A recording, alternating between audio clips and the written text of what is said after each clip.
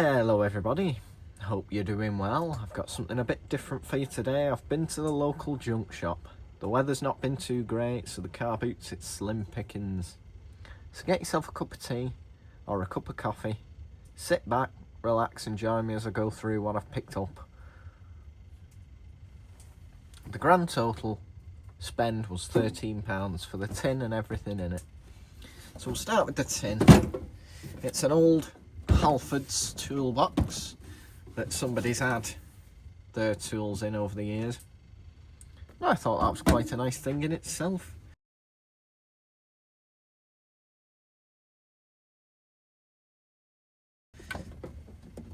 Now we'll open it up and we'll go through it item by item. Have you got that brew? As always, let me know down below what your favourite item is. And there we go, that's the contents. I'll get this box shifted and we'll go through it bit by bit. First up, got this nice little G's Linctus Pastels tin.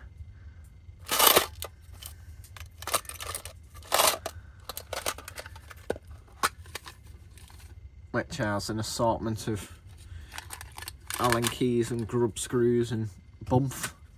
But a nice little tin.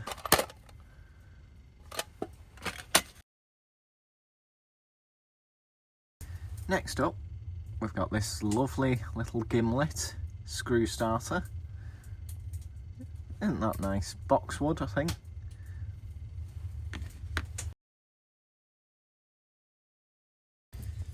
An old pair of scissors. Can't see a name on them, but I'll give them a quick lick just in case there is.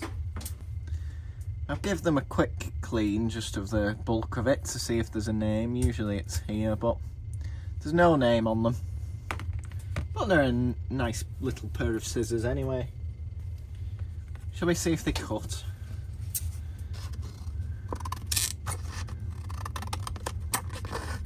Bit blunt towards the ends.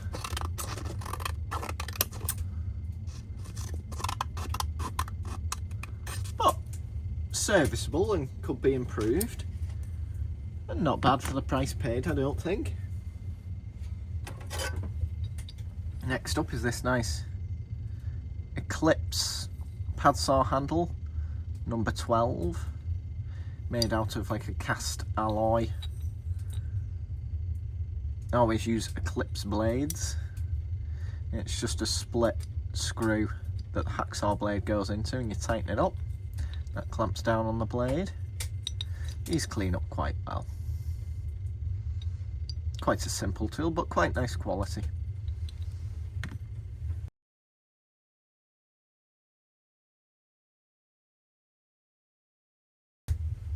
Next up, a little Shaw glass cutter to go with my other glass cutters.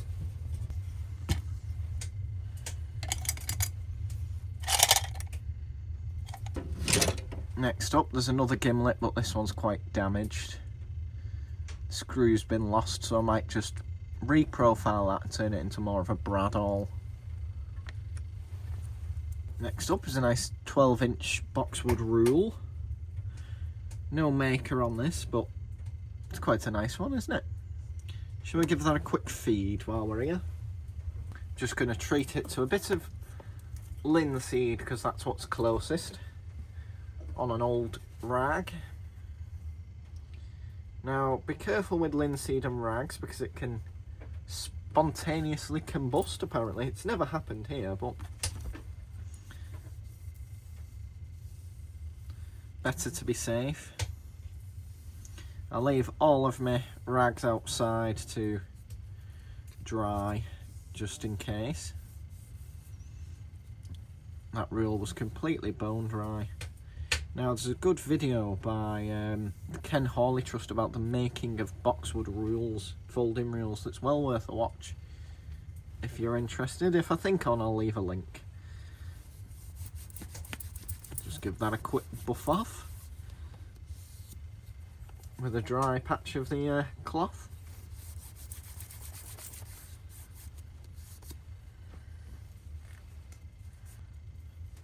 I don't think I'd be alone in saying that looks a damn sight better now. The rest of that should wick off and leave behind quite a nice little ruler.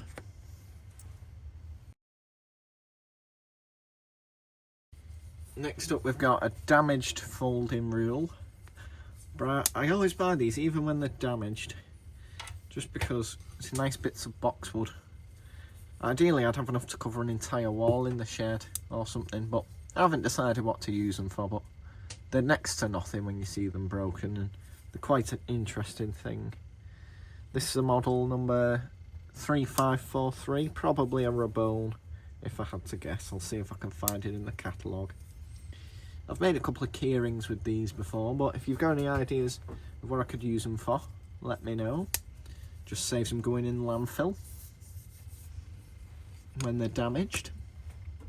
Next up, I got 3 small pulleys, probably for a washing line. Maybe Victorian, maybe a bit later. But they're all quite nice. That's a double pulley. This is a bit of a late one, maybe 60s. It's a cast alloy instead of cast iron.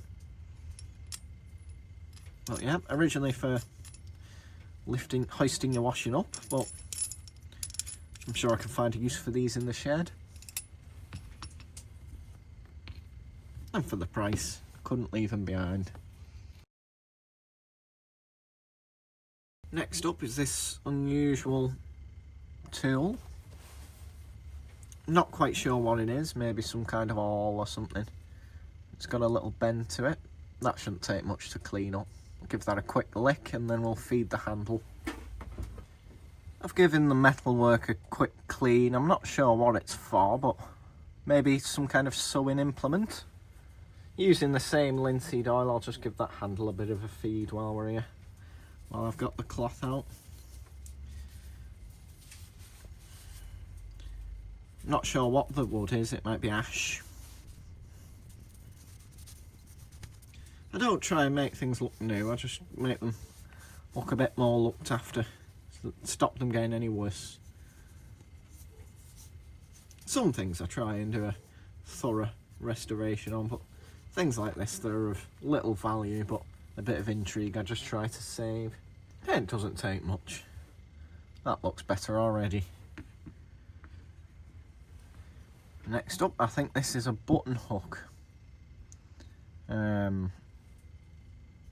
Or a crochet hook or something, I'm not sure. What a nice little design with a nice ferrule. Isn't that sweet? There we go. I'll leave that to dry off while I go through the rest of it. Next up is a small knife that someone's fashioned finger grooves into. That's quite nice, isn't it? Looks like a hardwood, but it might just be ingrained with the years of oil. I'll go and give the blade itself a quick clean in case there's a maker's mark for us. Giving this little knife a quick clean. There was no maker's mark on it. While I was there, I put some more wood on the fire because it was 1 degree when I went out to the shed this morning, which is a bit fresh for my liking. Still more items to get on with. Another little awl. That's bordering on a bit of a tetanus special. I'll give that a quick clean as well. There we have the awl cleaned up. You can see on the back the centre from where the handle was turned on a lathe. It's quite a nice little thing. Put that up there. Here we've got a little chisel. Seems to have Sheffield there. And some electrical tape. That's bound to make the handle sticky forevermore.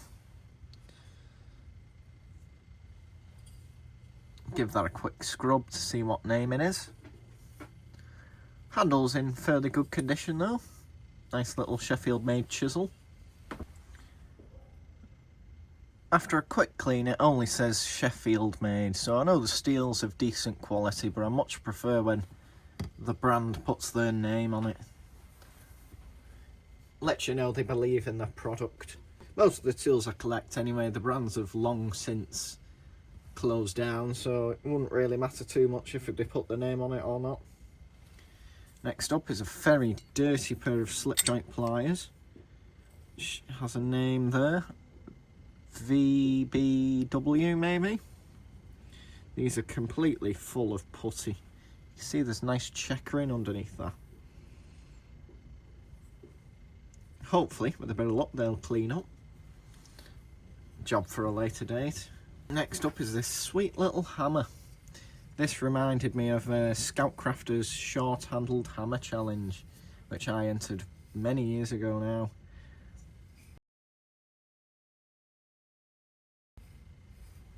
Isn't that a nice little hammer? Probably cut down to fit in a toolbox.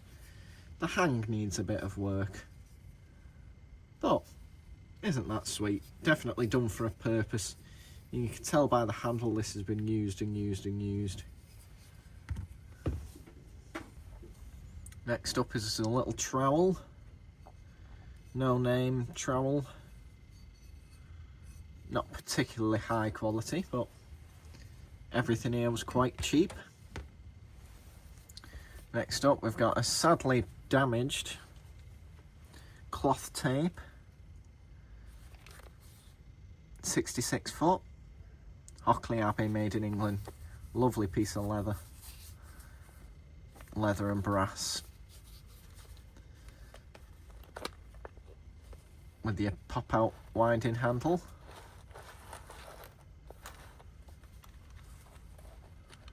Measures in lengths and feet and inches.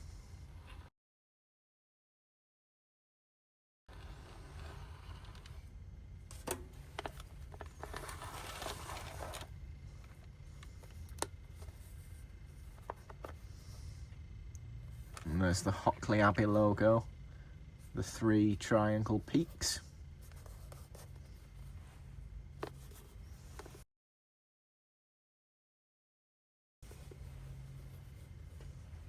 Running out of space. Tell you what, I'll clear these away and I'll show you the last 2 items.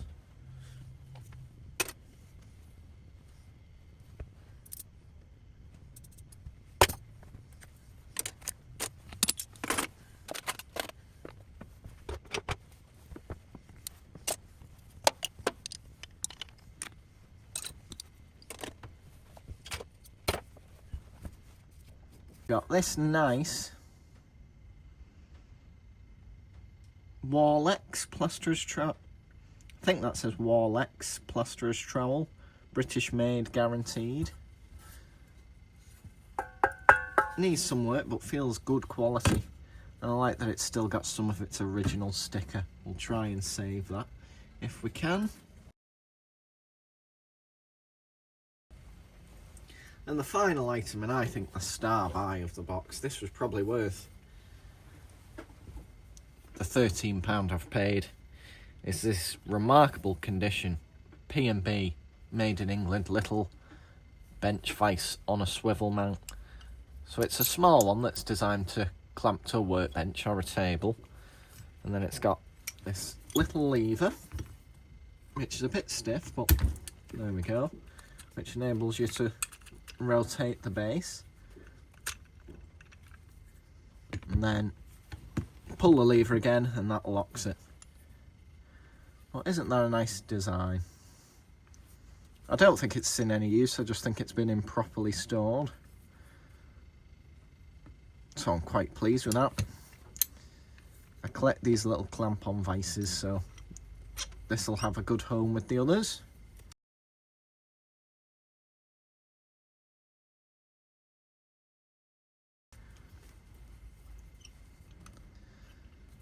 So let me know down below what your favourite item is. Not forgetting the old Halfords tin. And if you've enjoyed this video, please do give me a thumbs up. If you want to see more, do subscribe. And all being well, I'll see you on the next one. Thanks for watching. Take care. Bye bye.